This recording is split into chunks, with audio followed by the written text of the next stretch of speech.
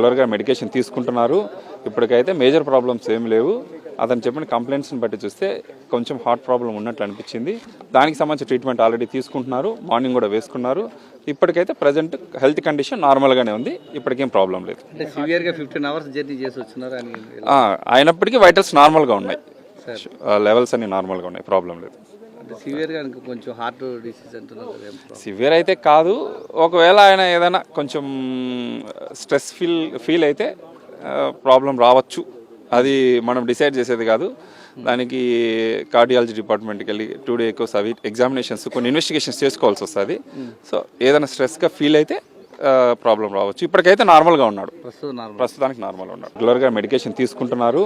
ఇప్పటికైతే major problems ఏమి లేవు. అతను చెప్పిన కంప్లైంట్స్ని బట్టి చూస్తే కొంచెం హార్ట్ ప్రాబ్లం ఉన్నట్లు అనిపించింది. దానికి సంబంధించిన ట్రీట్మెంట్ ఆల్రెడీ తీసుకుంటున్నారు, మార్నింగ్ కూడా వేసుకున్నారు.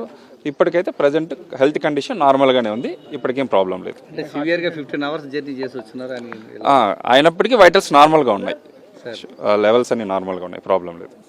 సివియర్గా కొంచెం హార్ట్ డిసీజ్ అంటున్నారు. సివియర్ అయితే కాదు, ఒకవేళ ఆయన ఏదైనా కొంచెం స్ట్రెస్ ఫీల్ అయితే ప్రాబ్లం రావచ్చు. అది మనం డిసైడ్ చేసేది కాదు. దానికి కార్డియాలజీ డిపార్ట్మెంట్కి వెళ్ళి 2 days అవి ఎగ్జామినేషన్స్, కొన్ని ఇన్వెస్టిగేషన్స్ చేసుకోవాల్సి వస్తుంది.